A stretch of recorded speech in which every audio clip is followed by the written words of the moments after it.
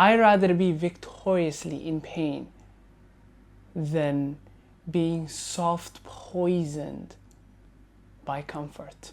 Pain is temporarily, and being stuck in comfort really and truly rots the soul. So I'm talking about chosen suffering. This is why I endure the sports of running, perhaps. It's because each and every step that I take when I go for a long distance run is really painful. And the pain itself is really, I ask myself, why am I actually doing it at times? Why am I going for 5 to 10K perhaps, or 21K, or half a marathon perhaps?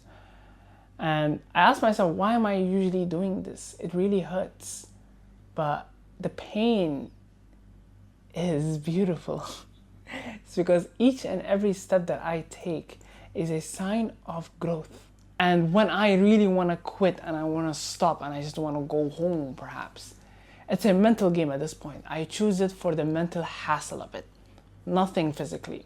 Because I find it as the most convenient sport for me to actually endure pain and also see progress within myself. Real life progress.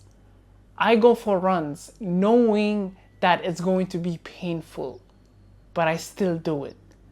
It's because I like chosen suffering. Not just for the heck of it.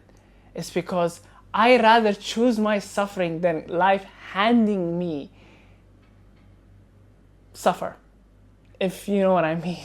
If you guys feel me. You guys want to feel me? No. Pause.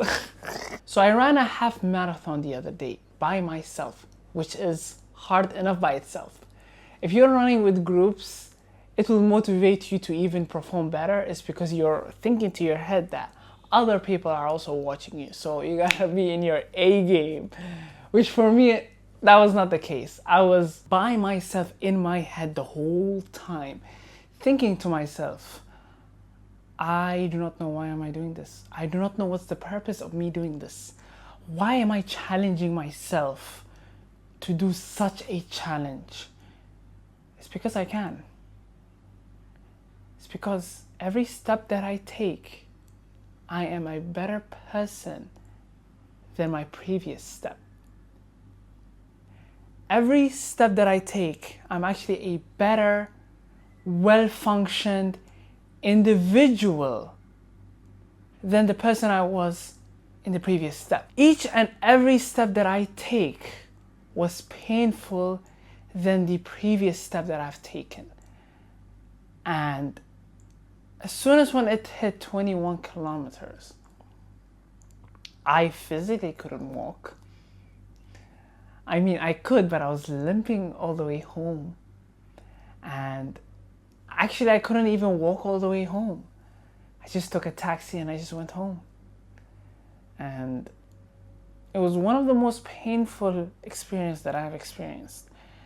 But it was a beautiful painful. It's because I've chose to go through that pain rather than life handing me unexpected pain. And at least it was a pain that I could endure and go through and be grateful within that pain. And as soon as when I woke up the next day and I was fully sored up everywhere, from my thighs, through my ankles, every single part of my body was pain. But I know one thing for certain. I was a better person that day than I was yesterday, or the day before that, or the day before that, or Muhammad 5 months ago, 10 months ago, because I've done something that was extraordinary.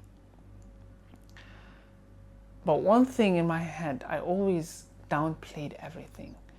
I always downplayed my achievement, and it was a thing that was like, okay, I've done a certain milestone right now. Now it's time to set a new milestone, set a new goal. The new one perhaps might be 40 kilometers or a full marathon one time. Feeding that dog mentality in me that I learned from David Goggins himself. And it's insane that he said, it's not enough that you ran 5K, do a 10K. It's not enough that you became a doctor, be a better doctor. It's not enough that you became a professional NBA sportsman, be the MVP. It's not enough. It's always not enough. You can always strive for more. And it's really insane. It's really insane that he, once upon a time, when he was 24 years old, he was fat and 300 pounds. He was 300 pounds and he barely could run. Barely could run a 1 miler. And just the other day, he just ran 200 miles at the age of 50. If he can do that, if he, as a human being, as a human being can do that, why not us? Purely vicious hard work and outworking his opponent. That's it. What I realized about myself, I have zero talent. I wasn't gifted as a child. I have no talent whatsoever. But the only advantage that I could only have against my opponents is purely vicious hard work. And that's it. People say smart work over hard work. No, it doesn't work like that. It's purely vicious outworking your opponents, and that's it. Footballers like Cristiano Ronaldo, perhaps, was working as hard. It's insane that he is one of the best players in history, and he came from a humble beginning, cleaning the streets at the age of 12, knowing that he wants to be the best one day. And tell me, what did he do compared to his opponents? It's purely outworking his opponent day and night, being in the training ground every single day. That is insane. Like, you're supposed to not get tired. You need to feed that dog in you every single day. You need to be obsessed. Vincent van Gogh, the guy that went crazy, is insane. His story also. The guy that went mentally insane is because he was so obsessed with his work that nobody even recognized him when he was alive. But as soon as when he died, 50 years later, 100 years later, he is remembered for his artwork and beautiful vision of his canvas, of his vision of his artwork and everything. Very beautiful, precise. He had a vision in him, but people called him mad. People called him crazy. People called him insane for losing his mind. Well, guess what? He's in the history books right now, and people are calling him genius. And you know what's the saddest thing ever? He never heard it from anyone else, because he died earlier. As soon as when he died, that's when his painting got recognized and everything, and that's when he was getting applause after he was dead. I, myself, as an individual, rather be applauded in my deathbed than never knowing my potential in life. I know it's a humble beginning. I could see to my left and to my right, nothing in my walls or whatsoever. I'm creating videos for now, and I'm starting off for the first time. I know if I put my head into one singular thing in life, one singular goal, one singular purpose in life, I know that I'm gonna get it. This is why I choose the suffering over a life handing me suffer, because I'm being trained as I speak. So we have choices to make every single day, whether to wake up and choose the hard or the easy. It's very simple for me to say, but it takes repetition to master it. And once you've mastered it, trust me, life is going to be easy. That's if you choose the hard way. You wake up in the morning, perhaps. Let me give you an example. You wake up in the morning, perhaps. You started using your phone for the next hour. It's because time flies and it grabs your attention. It's because attention is the currency of life. And people that have invented Instagram or, does the tweaking of the updates and everything has mastered that. Attention. They have mastered stealing your attention. And it's insane. But props to them because they're winning and they're getting a lot of money. So I ain't gonna hate on their game, by the way. But yeah.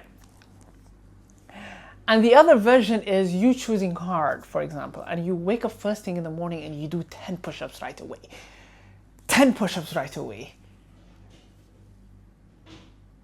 What feels better? You using your phone or you doing 10 push-ups? The aftermath. What feels better? Obviously, doing the 10 push-ups is because now the blood flow goes through your brain and now you feel much better, much awakened, much, you can crush the day and everything. It enhances you. It makes you even better. It makes you 1% closer to your goals, 1% closer to your purpose of life in life, rather than something that is actually distracting you out of your purpose. We always have the choices to make at the end of the day. If you always choose life in an easy way and you live life in a easy mode, perhaps, you're bound to have a hard life in the future. You're bound to have a hard life in the future. But if you're always choosing hard over easy every single day, you're bound to have an easy life. It's because you have experienced the element of hard. And pause, it sounds mad. The element of hardness, and you're like, you know what? It calluses your mind and you're capable of doing so much more. And you're like, you know what? Bring me anything, I'll crush it. It's crazy how our body adapts in quick fashion.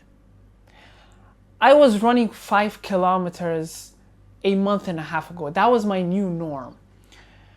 And right now my new norm is running 10 kilometers. My body just quickly adapt. And if you asked myself this question 6 months ago, that I am going to compete with myself 6 months down the line to finish a half marathon by myself. By the way, by yourself is insane. For me at least. I wouldn't believe you. I wouldn't truly believe you. 21 kilometers, that's nothing. It's insane that once you put your head into something, you can really achieve it.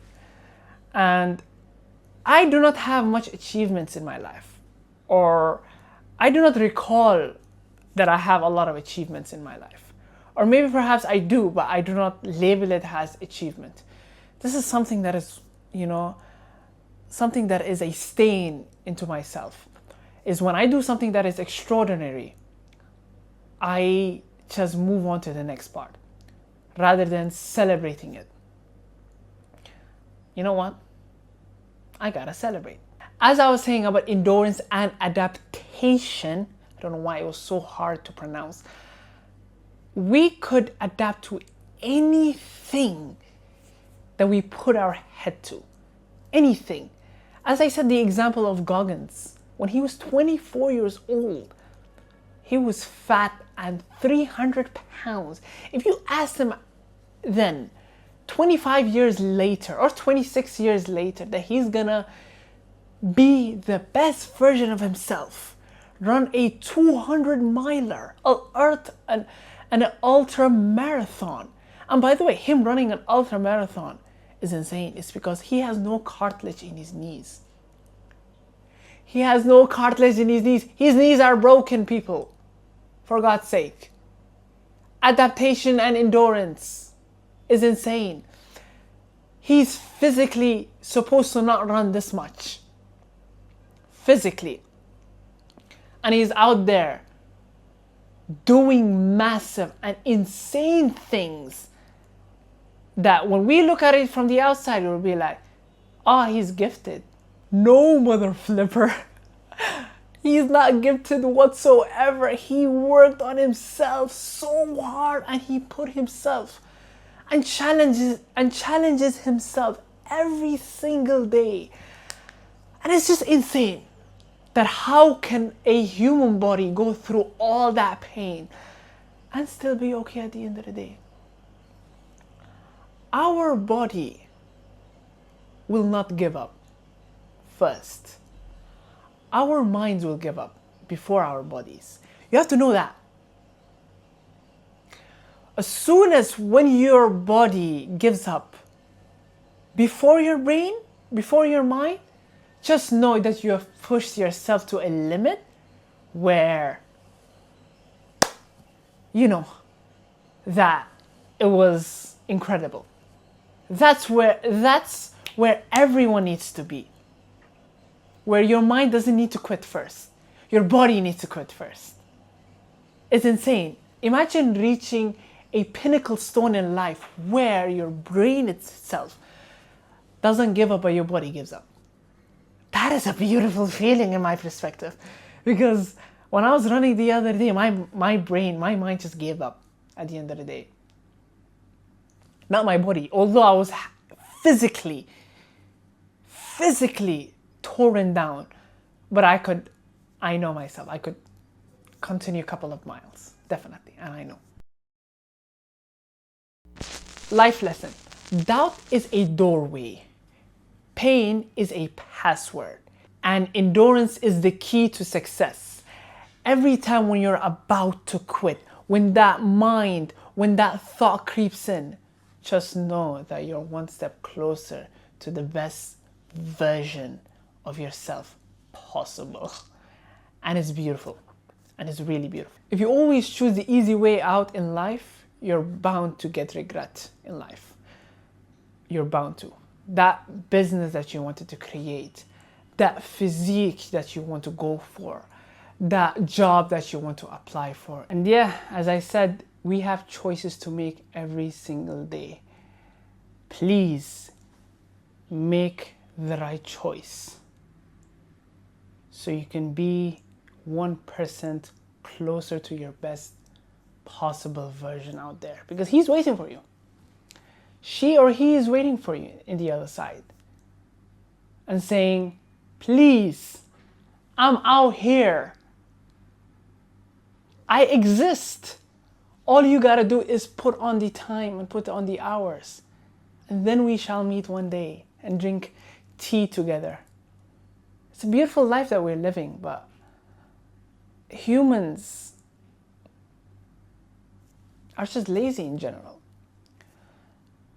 I was a victim of that. I was really lazy.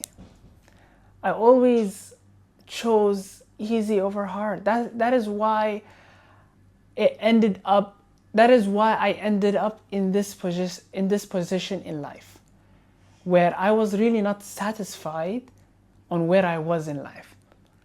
And then I was like, why was I not satisfied? No wonder I was not satisfied. It's because I always subconsciously chose easy over hard. Oh, it's too painful, so I'm just gonna ignore it. No, it's too painful. That's why you have to go for it. And it's insane. Like, we subconsciously think pain is not good for us. It's a survival mechanism. Our brain is a machine. It's for surviving. And you just really want to ignore the pain, or not even ignore the pain, not even go through the pain whatsoever. It's because pain equals to bad. No, pain equals to growth. Chosen pain equals to growth. life pain equals to character development. Because life is gonna throw curveballs to you guys, and you guys gotta be ready for it. That's why you need to callous your mind before life does anything to you. And yeah, that's it for today. Enough of me having a yap session. And life is truly amazing when you put on the hours, on the things that you love. Assalamu alaikum.